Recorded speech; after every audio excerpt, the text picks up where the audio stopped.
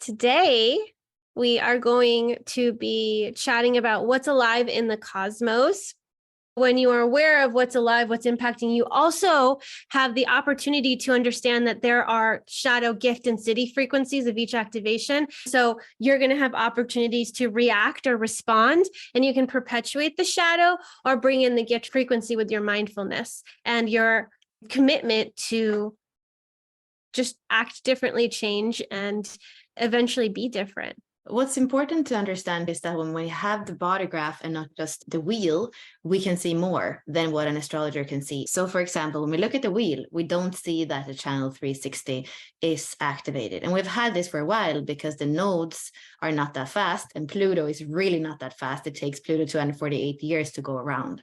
So for the last few months, we have had the North Node in the 3rd gene key and Pluto here in the 60, creating this channel, which is a pulse, but it can also feel like depression. All these format energies down here can feel like depression. We have limitation in the 60, and then we have energy in the 3, but they have to connect for that mutation, for that pulse, for the spark to happen. So we can often feel a little bit like when it's going to happen. And the fact that we have Pluto retrograde is also going over some of the old limitations that we already have been in for a long time. With a lot of planets starting to retrograde, we all can feel into, oh, I thought I was done with that, but then it comes in a new form and we have to take one more tour through it before we get done. We are going to have Mercury going retrograde here as well. So with a few of those closer planets, Venus and Mercury retrograde, it's going to be a lot of things that we're going to have to reevaluate.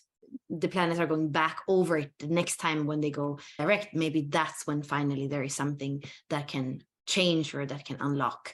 I'm bringing this up because this is one of the things that are going to change not so long from now, because we are in the first line of this 3rd gene key. So the nodes, if you don't know it, they're going the other direction than all the other planets. So from 3, we're not going to 27. Oh my God. Planets, we're going back to 42. So the axis that is going to be activated by the nodes very shortly is the 42 and the 32. The fear of failure and the shadow of expectations. Gosh, endings and death and goodbyes and no more. So whatever has stirred up during the 3 and the 50, because here the 3 is the eternal child and the 50 is the maestro, but what is corrupt is going to be destroyed so that the 3 can utilize it to build anew. So some relationships are going to be reformed, reevaluated, or even renegotiated or let go of completely. With the 42 coming in, we're going to have this ability to have completion, endings, closure, finalities. If you've jumped out of something because it got too hot for you, you may end up repeating it, but with a different person.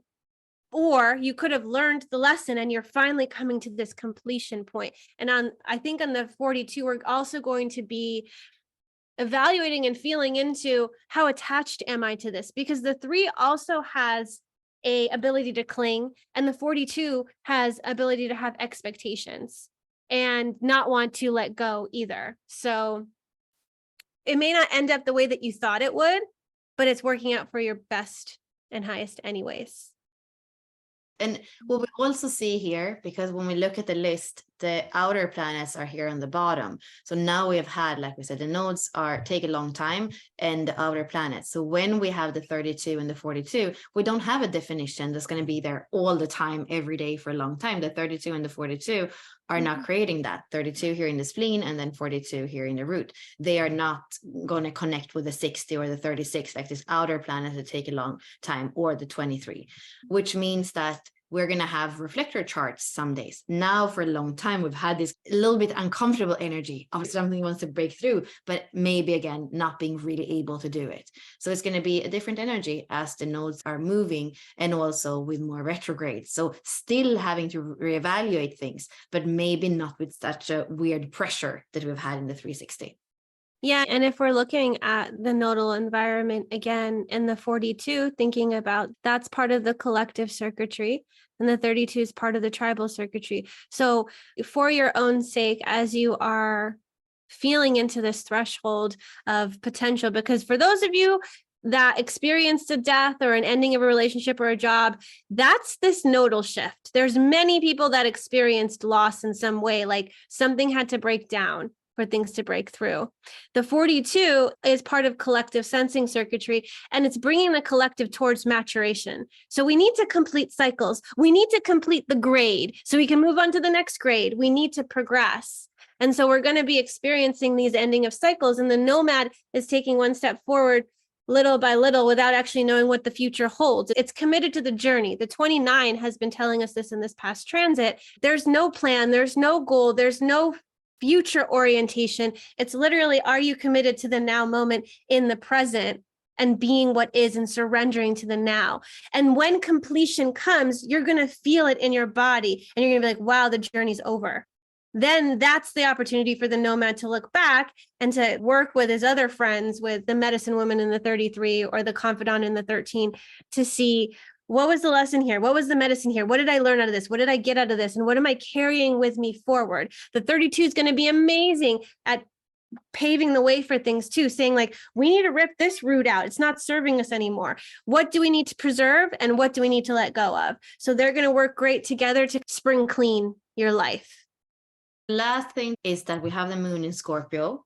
Scorpio is deep. Scorpio is about transformation and death and rebirth. Scorpio is about orgasm, about merging, about body fluids. So that's an energy that's here. The sun is going into the 59, which is the gate of intimacy and penetration. And we're going to have this whole channel, the 59-6. So we're going to feel a lot of emotions and probably also connected to those intimate relationships. You can also see all these other emotional activations that are here in the emotional center. And if you want to spend more time with us, we're doing the Vitality Masterclass. It's about the sign Venus, SQ, vitality, like how we anchor into that very center of the hologenic profile and find our kind of grounding in the heart, in the body. Thank you.